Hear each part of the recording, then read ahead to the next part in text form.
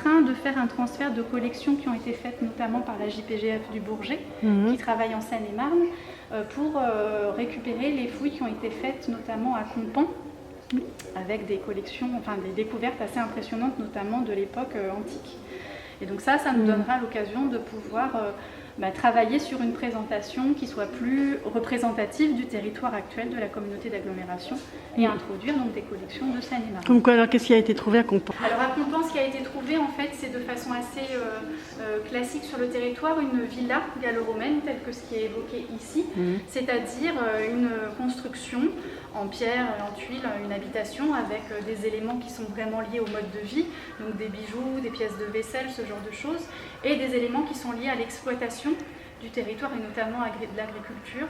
Donc à Compan et à Thieux d'ailleurs ont été trouvés des sites antiques avec beaucoup d'objets en métal, des broches, des fibules, ce genre de petits éléments-là qui sont assez représentatifs du mode de vie à la romaine qui a été approprié, adapté par les élites locales. Voilà. Vous avez juste des exemples de bracelets, de verres, enfin de choses qui ont été fabriquées et portées par des Gaulois. Ça vient de Saint-Marc. Ça vient de Saint-Marc. Donc c'était pour les fouilles de la ZAC, des ZAC, la fontaine du Berger. C'est la fontaine du Berger. Et ça, c'est vraiment très représentatif de ce qu'on peut trouver en céramique de stockage. Et vous avez ici donc des céramiques qui ont été montées de cette façon-là, puis ensuite lissées. Ah, parce qu'on voit les stries. Puisqu'on voit les stries qui permettent de lisser et qui servent en même temps à décorer. Donc voilà, ce genre de céramique, elles servent de préparation, de stockage pour préparer les aliments. Et puis après, on a des céramiques qu'on trouve qui ont été tournées. Un cul de poule. Par exemple, ou comme une jatte, enfin voilà, comme un bol, une jatte, ce genre de choses. Donc on voit, elles ont quand même une tranche assez importante et ensuite la cuisson permet de les solidifier. Et on a aussi des pièces qui, elles, sont tournées, donc sur un petit tour, et qui vont avoir une forme un petit peu différente et qui là sont plutôt des pièces qui servent de présentation, en fait, de service de table. Hier, en fait, on a fêté les 10 ans du musée. Il a ouvert le 10 septembre 2010. Vous voyez, c'est un bâtiment contemporain qui a été construit en plein cœur de la ville de Louvre. C'est un musée intercommunal qui est porté par la communauté d'agglomération Roissy Pays de France, qui a en fait souhaité valoriser tout le patrimoine archéologique découvert sur l'ensemble des communes de la collectivité. Donc aujourd'hui, le musée a vocation à conserver, valoriser, présenter les objets archéologiques découverts sur le territoire des 42 communes de la communauté d'agglomération. Au départ, ce musée, c'est en fait la continuité d'un petit musée associatif et municipal qui a mis en valeur des bijoux de l'époque de Clovis, mérovingien, on est vers 480-520 après Jésus-Christ, avec, vous verrez dans l'exposition permanente, des broches, des bracelets, une épée, enfin voilà. Qui ont été retrouvés sur le territoire? Qui ont été retrouvés, alors juste en face, dans le square de la Tour Saint-Riol, vous la verrez davantage à l'étage. Et c'est vraiment l'origine du musée. Et de ce site qui est vraiment emblématique, qui a fait l'objet d'une publication en fait en 2018, faite par le musée, la nécropole de Saint-Riol à Louvre ici. À partir de là, donc, on a créé un musée qui est vraiment un musée de territoire et qui permet de valoriser à la fois le patrimoine archéologique et toute l'histoire de ce territoire qui est un vrai territoire historique et géographique, le Pays de France.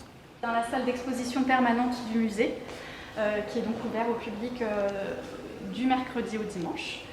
Vous avez juste en face la fameuse tour Saint-Riol, dont le rez-de-chaussée est le premier musée municipal, et c'est là donc que les bijoux mérovingiens ont été découverts. Cette exposition, elle s'organise dans un double parcours, des vitrines blanches ici pour évoquer la chronologie, donc comment les hommes ont occupé le territoire de la préhistoire jusqu'à la Révolution française, avec des objets qui sont mis en regard, d'illustrations, de schémas, de textes et d'objets contemporains pour vraiment faire comprendre au public ce que sont ces objets, comment ils ont été fabriqués, comment ils sont utilisés. Il y a aussi beaucoup d'éléments qui permettent d'expliquer ce que c'est que le territoire dans lequel on se trouve et ce qu'est l'archéologie, notamment les bornes derrière, qui sont des bornes thématiques avec des interviews d'archéologues, principalement, qui expliquent leur métier. Donc on commence avec les périodes les plus anciennes, on est vers moins 400 000, moins 350 000. Effectivement, c'est un temps qui est très long et qui est résumé de façon très synthétique en une seule vitrine, mais c'est une période qui est la plus longue finalement de tout ce qui est évoqué. Voilà, avec des objets qui ont été découverts sur le territoire. Merci beaucoup. Donc des pointes de flèches, des tranchoirs. Des tranchoirs, des haches polies. Et puis différents éléments des lames en fait de silex qui ont été trouvés dans les fermes gauloises. Alors c'est quelque chose qui n'est pas forcément très parlant, mais on va trouver des scories. Les scories en fait c'est quand on va avoir un foyer pour travailler le métal en fusion c'est ce qui tombe, c'est les restes en fait, c'est vraiment les résidus. Donc on va trouver ce genre de choses sur plusieurs fermes du Pays de France. On en a trouvé à Fontenay-en-Parisis, on en a trouvé à Saint-Marc justement.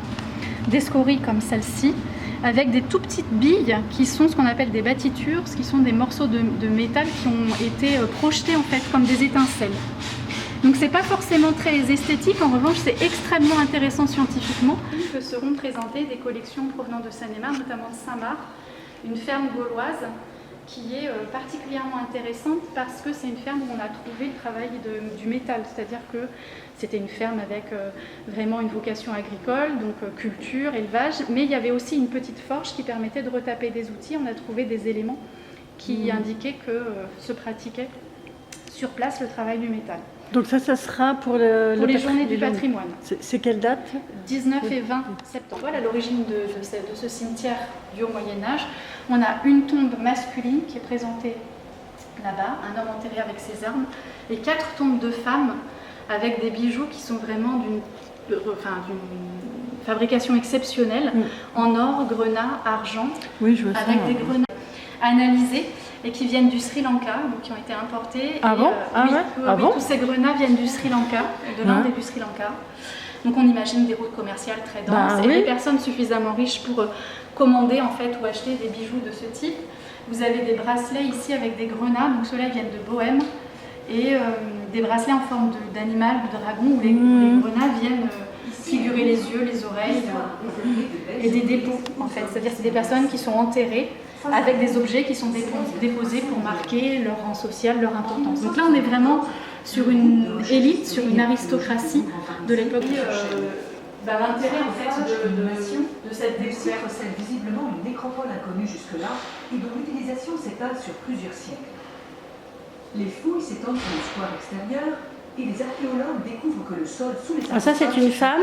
Et 6e siècle. Voilà, ici c'est des 4 tombes féminines avec, vous voyez, donc ça c'est ce que les archéologues ont trouvé avec quelques restes de squelettes et des objets, puisque maintenant ne restent dans le sol que les objets qui étaient portés par le défunt, soit qui ont été déposés comme le bassin en bronze ou les bouteilles en verre. Et ici c'est la tombe masculine où il y a un homme qui est donc enterré avec l'épée qui est posée en fait sur son corps comme ça de travers et le bras qui est passé par-dessus. Un petit sac là. Oui, alors en fait tout au long du parcours il y a des objets archéologiques. Pour la correspondance. Exactement, qui sont présentés dans le cadre de ce qu'on appelle les tablettes famille ou enfant, où on essaye de faire un lien entre les objets et des éléments qui sont plus parlants, plus contemporains, pour essayer de mieux faire comprendre à quoi servaient les objets. Alors, ici vous êtes dans les réserves du musée. Donc, le musée comporte 3 réserves qui sont les espaces où sont conservées les collections qui ne sont pas présentées. Donc on les conserve en faisant attention à la température, à l'humidité, à la lumière pour faire en sorte que les objets ne souffrent pas, en fait, qu'ils restent dans les meilleures conditions possibles. Donc ici vous avez un travail qui est fait pour pouvoir justement mettre en place la nouvelle exposition, où si vous vous approchez vous allez voir tout le travail qui est fait aujourd'hui par les sauffeurs, donc les personnes qui vont travailler pour faire en sorte que la présentation des objets soit la plus esthétique possible. Donc ici vous avez par exemple des objets qui viennent d'une tombe gauloise, d'une personne qui a été enterrée sur un char d'apparat, pour montrer aussi son rang social. Donc on va trouver, quand les archéologues vont fouiller, ce qu'ils vont trouver dans le sol, ce sont les matériaux qui se dégradent le moins. Donc tout ce qui est en bois, tout le tissu, tout ce qui est en osier, tout ça a disparu. C'était où ça? Alors ça, c'est à Bourgval et au Plessis-Gassot, ici.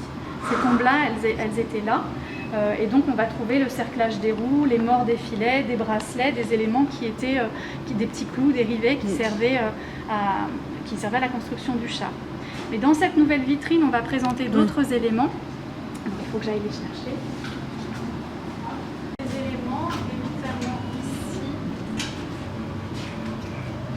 Vous voyez, donc ici, ce sont des éléments qui sont présentés pour leur qualité esthétique. Et vous avez vraiment des objets qui ont été fabriqués à l'époque gauloise. Et vous avez notamment ce petit taureau ici, qui est une petite applique ici en bronze, en alliage cuivreux, qui vient de Beauregard. Et qui donc en fait est assez représentatif du style gaulois. Qui a été trouvé lors de fouilles préventives aussi oui, Beauregard, c'est au moment des constructions liées à l'extension de l'aéroport. La Francilienne, c'est la Francilienne. C'est l'aéroport, Beauregard. Donc vous avez ce petit taureau qui est vraiment représentatif du style plastique animalier des Gaulois. D'accord. Et donc, on en faisait quoi ça? C'est un objet décoratif? C'est un objet décoratif. C'est pas évident forcément de savoir ce que c'est. Il y a des perforations donc qui pouvaient être fixées. On ne sait pas exactement à quoi il pouvait servir, honnêtement.